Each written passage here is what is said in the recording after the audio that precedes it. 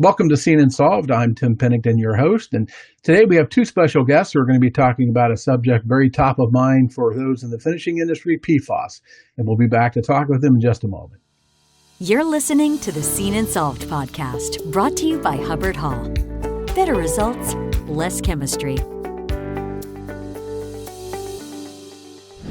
All right, so we're going to be talking about PFAS, which is something that a lot of people in the metal finishing industry are worried about and maybe want to get some answers if they're out there. But we're joined by Hubbard-Hall's Robin Deal. Robin, hello to you. I think it's the first time we've talked this year. So, yeah, it is the first time this year, Tim. How are you doing?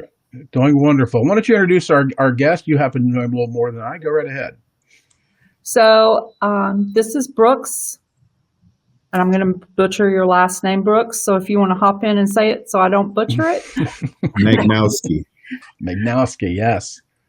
So Brooks works for a company that Hubbard-Hall has been working with since June of last year, roughly, maybe July, called FREDsense. And FREDsense is a lab that is working on developing new ways to test for PFAS in the field versus sending samples in for laboratory testing. Brooks, FRED stands for something, doesn't it? I'm sure it does. It's in all caps. Yes, it must stand for something.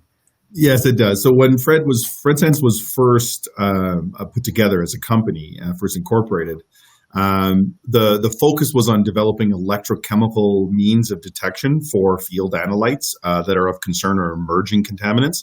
So field-ready electrochemical detector was what FRED stands for. So really, your company, like I said, develops these kits, these things that can be, instead of samples being sent back to a lab and it taking days.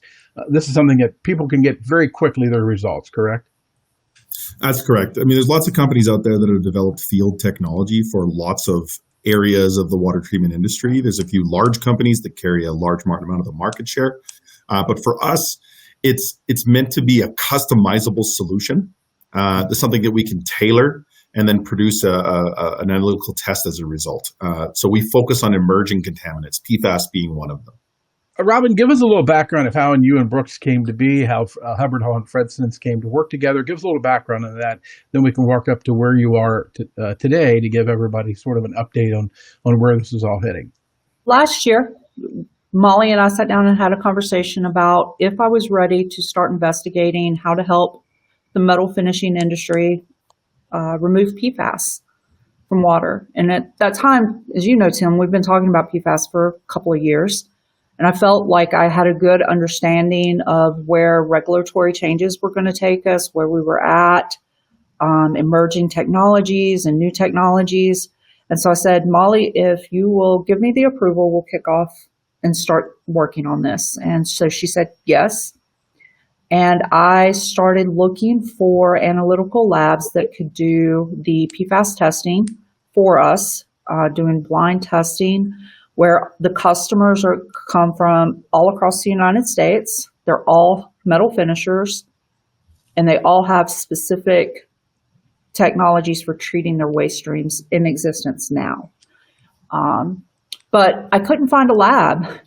I couldn't even find a lab to quote us. It was very hard finding labs that would work with us on this. And Emily Hicks from FREDsense reached out to me via LinkedIn, and she said, hey, we would be interested in working with you on this if you're interested in helping us do some research on how to develop the field test kits that we want to work on. And so we've been working with them, like I said, since last summer.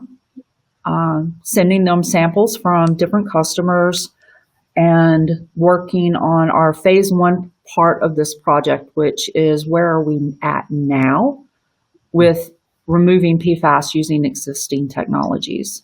Before I ask Brooke to give a little more depth about how this FRED PFAS works, why is it so important to get results back in a day when you're in there, especially in this type of test? Feel free to jump in if my answer gets a little long here, because it is quite an involved thing. Ultimately, the short answer is the labs take too long. The longer answer is there's a reason why the labs take too long. There just hasn't been enough infrastructure within the United States. Places like Australia and places like Europe haven't had the same issue. Now, there's a reason for that. It's because the largest manufacturing capacity of PFAS and the largest use of PFAS exists in North America across the world.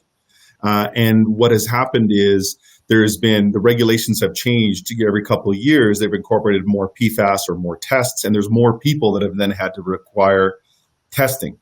And the largest amount of projects are being done in the United States as well regarding PFAS. So there's a huge load on the system to be able to test for PFAS.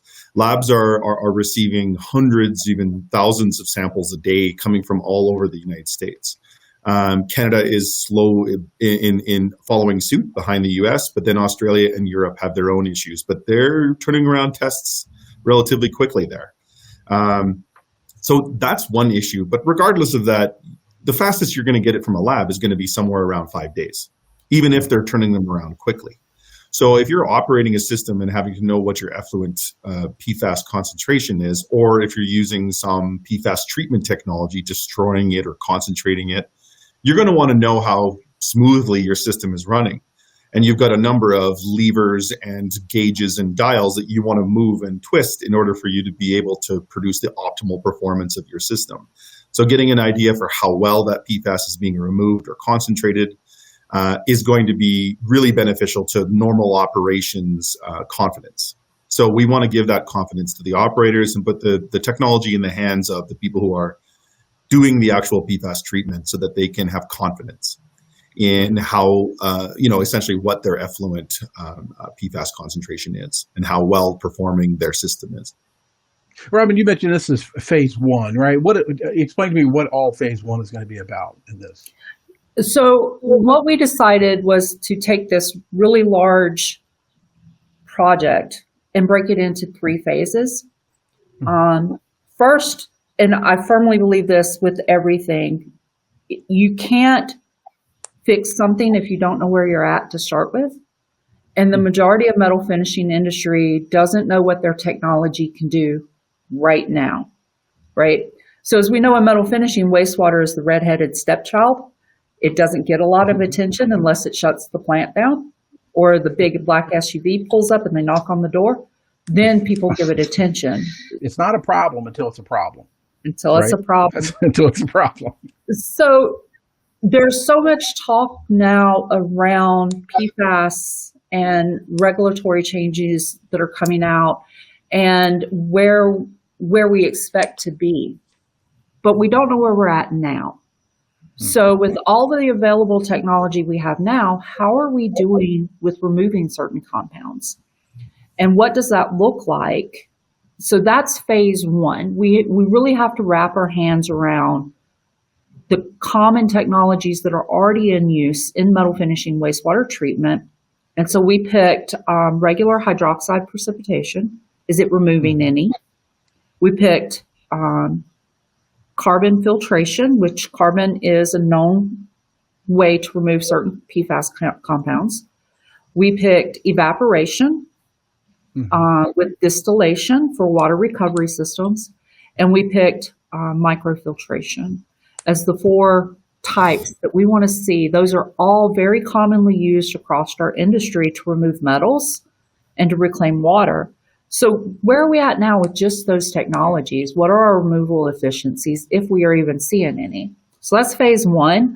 I'm getting ready to send the last round of testing up to FREDsense for analysis on this last round of phase one testing. And from that, we will determine which of those 4 technologies bears looking at closer in terms of economics for our customers. And what does that closer look like for our customers? There's many new ways coming out to remove or even concentrate and destroy PFAS. So is it cost effective for a customer? What does that look like? If we pair it with something, does it drive the cost down? One of the biggest talks at WEFTEC this year was foam fractionation for removal of PFAS to concentrate it down. Could that be something that we pair with carbon filtration or something that we pair with microfiltration to help our customers achieve those smaller, tighter limits that we expect them to see in 2026. Interesting, yeah. And Brooks, I know, I said you all have other, you have things that are out there available to the market now that will do these field tests. So how, from where you stand today, how tough of a nut will it be to crack to be able to test for PFAS? Now you're in the stages of really, running these trials and seeing how it's going. How close are you to getting it to do what you wanted to do as far as PFAS? So it depends on what part of the industry we're talking about. The industry is quite broad in terms of its needs. There's AFFF firefighting foams that have been used for decades. And that's a big part of some of those Superfund sites that are happening with DOD, and they're cleaning up essentially AFFF zones that have been, used airports and DOD sites, Air Force sites, where they've used AFFF to be able to fight fires for decades, and even trained with it. And it's used in a number of other fixed facilities in oil and gas. And so they're cleaning it out and they're removing it, because that's the guidelines have been set that they have to remove AFFF and no longer use it and use fluorine-free foams to fight those fires. So these systems all need to be cleaned out. And our technology currently tests down to 1 part per billion. And it does a wide range of PFAS. It doesn't speciate. So we are helping to support that part of the industry, as well as groundwater testing for some of these remediation sites. And we're also getting into doing some RO concentrates as well as some wastewaters. Now, we do have some difficulty in some matrices. And so that's the big project that we have right now, is dealing with the various matrix effects as the water becomes more problematic. So in relatively clean water, we do very well, down to 1 part per billion. And we're pushing that limit lower into the PPT range as we speak. So our first version is not going to work for everybody, but it's going to work for some. And we have customers already purchasing the kit. We're shipping our first batch of product this month.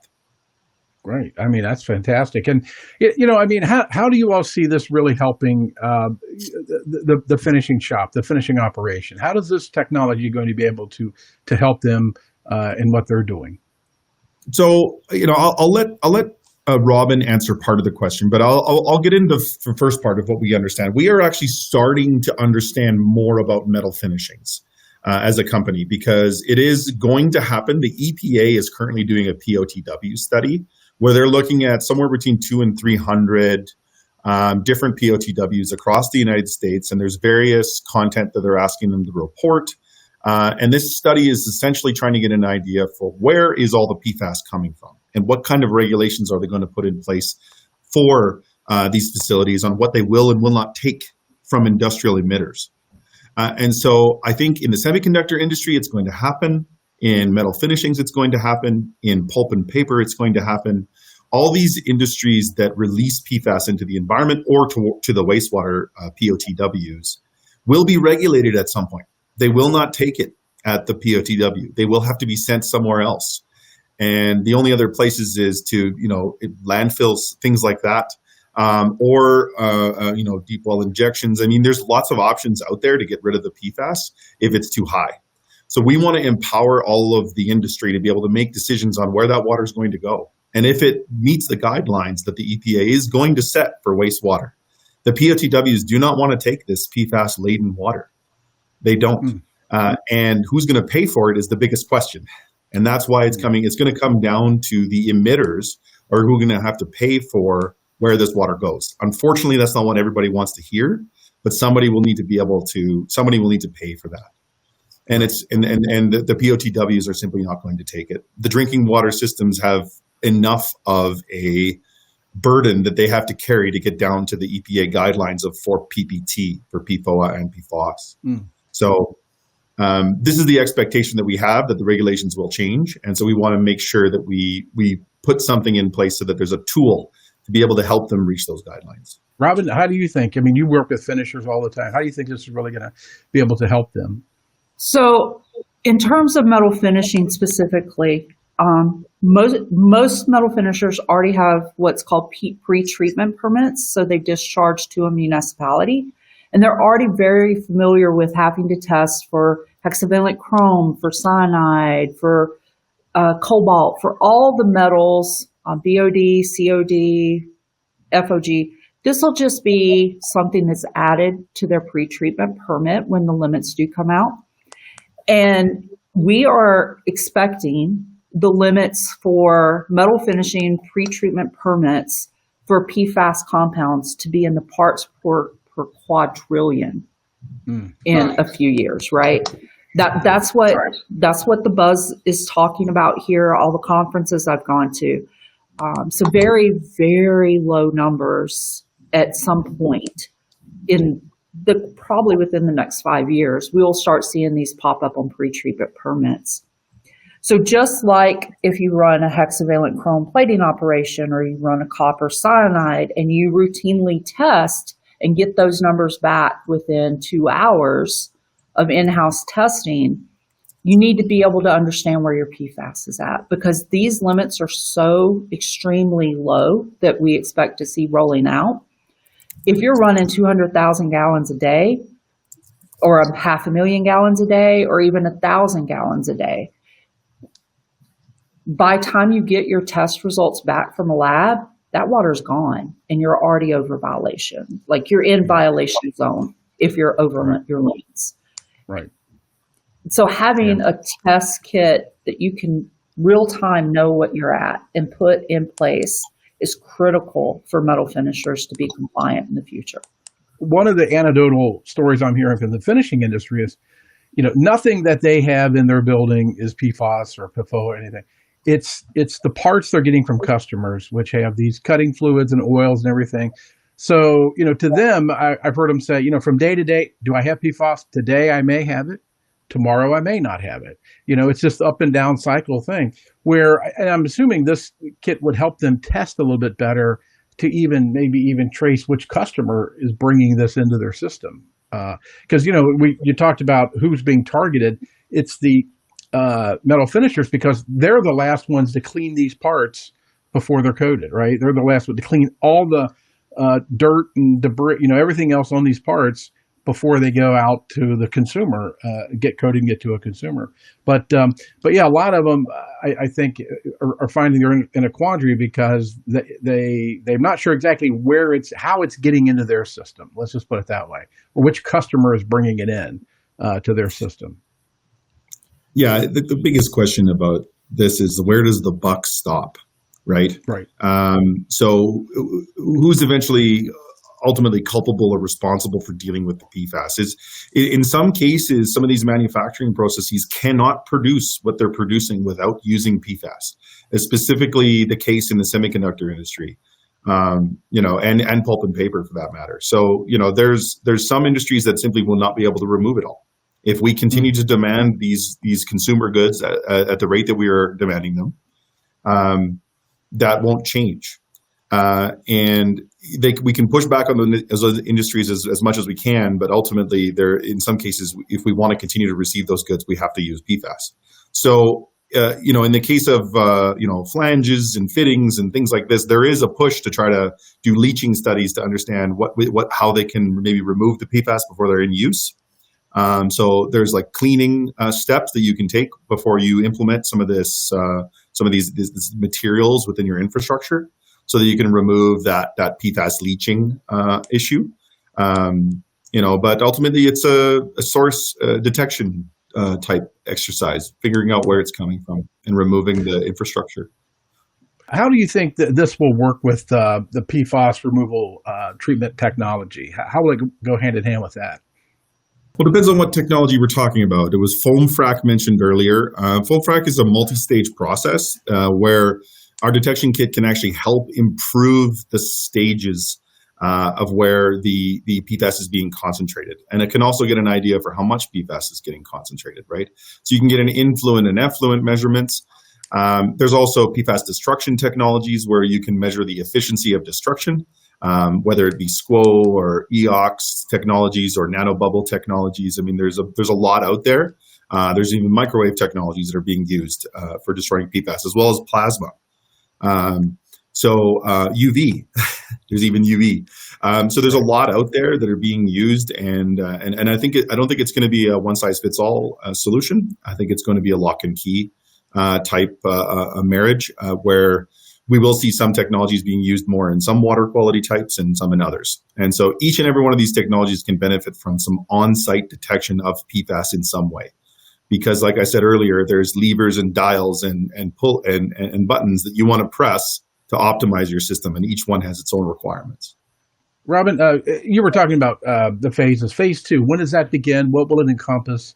When we get the test results back from this last round of testing, which should happen next week, we should have those results back next week from FREDsense.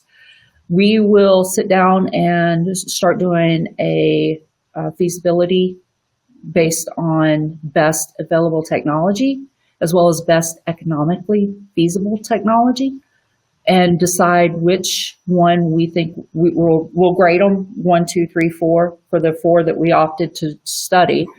And then we'll start looking at if we pair this with this, or if we pair that with that, what does that look like in terms of cost to treat per gallon?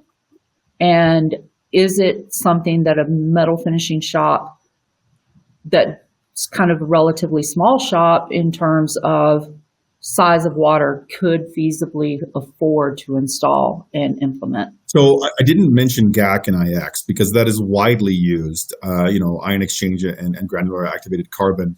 But like evaporation technologies are absolutely used as well. And from the sounds of it, in the work that I've done to understand metal finishings a bit more in their wastewater applications, some of the technologies already pre-exist that can treat PFAS. I mean, it's not that these sites are not going to have to purchase all brand new equipment. They may just have to operate them a bit differently. Yeah, and that's what this phase 2 is. With us hitting in the parts per million right now in some cases of some of the compounds, and we know we got to get to the parts per trillion removal. How are we doing existing technology, and then how do we tweak it? If we add a second step, if we double up on treatment, what does it look like? So it's not going to be ripping out your existing wastewater treatment system and installing brand new and a $5 million budget, CapEx budget planning. We don't want that. We want to take what we have and improve it. And I think we're pairing with FREDsense and getting an understanding of where we're at now and how we can take the field test kit and implement it at our customers. And I think we'll get there probably a lot faster than people think we will. So, Robin, you said something just now, which I know this is the fear that a lot of shops have, is they're going to have to rip out every plumbing system that they've got. That's what they've been told, that these things are in the lines and they've got to be completely, just the only way to get rid of it is take everything out and rebuild everything. And you're saying that may not be the case then, right? Correct. So in some cases, one of the prime example, one of our sites that we tested, the influent to the wastewater treatment system had PFAS. The tank feeding the microfiltration system had less because prior to that they did a carbon addition and settling. But what was in the tank leaving the plant actually had a higher concentration than the influent. And so looking at their microfiltration system and their existing infrastructure, we do believe the microfiltration system was 30-something years old, and components of it probably had some type of PFAS coating, including that effluent final pH adjustment tank. And it's just leaching out. So in cases like that, they may have to do some equipment changes, or they may have to add a secondary carbon filtration between that final pH adjust and the effluent. Brooks, Robin had mentioned that, you all had kind of reached out to her and said, when she was struggling to kind of find some people, what is it that is drawing FREDsense to this problem? It's complex. It's wide-reaching, certainly, but what is it that is making this something that you all are very attracted to help solving? So you're saying help solve the PFAS testing problem in general? Right, correct, yeah. Mm-hmm. A few years ago, FREDsense started off developing electrochemical detectors for a number of different types of analytes, iron being one of them, selenium, and arsenic. And then we looked at the technology and we said, what else can we do with this? right? What other analytes that are out there are the most problematic? And so we did a bunch of market research trying to understand what's the most impactful sensor that we can build. And PFAS rose to the top very quickly. It became very evident even a quarter of the way through our work that PFAS was going to be over and above, in multiple orders of magnitude, more important than anything else that we could develop a test for. So we went back to the drawing board. We changed a few things in terms of how our test is done. We do it a little differently now. And then we developed a PFAS test. The scope and breadth of the problem of PFAS is difficult to explain in just one simple answer here. Mm-hmm. The decades upon decades of use of PFAS products and the consumer goods that we use every day, it is very surprising and, in fact, alarming to a lot of people as soon as they hear how much PFAS is in the stuff we use.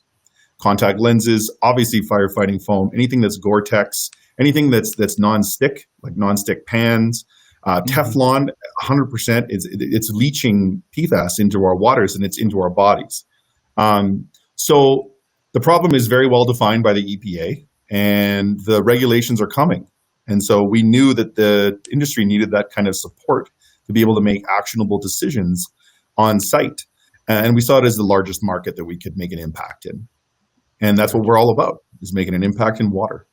Well, I definitely feel that we're going to be talking about this part 2 coming up, I'm sure, as you all get more into this research. I appreciate you both taking time out. And first of all, that both your companies are putting resources and personnel into this, because like I said, the finishers, it's something that is very top of mind to them, not just in their daily business, but, what's my company going to be worth if I'm labeled a PFAS polluter. It's very top of mind, very serious for them. So I appreciate both of you all coming on, Robin and Brooks. And like I said, I'm sure down the road we will revisit this, and you all promise to give us an update on how things are going. We definitely will, Tim. No problem. Yes, thank you very much, Robin. Thank you both. Thanks for listening to Seen and Solved by Hubbard-Hall. For more episodes, visit hubbardhall.com or wherever you get your podcasts. Be sure to like and subscribe, rate and review, and join us on social media. Produced by Awcast.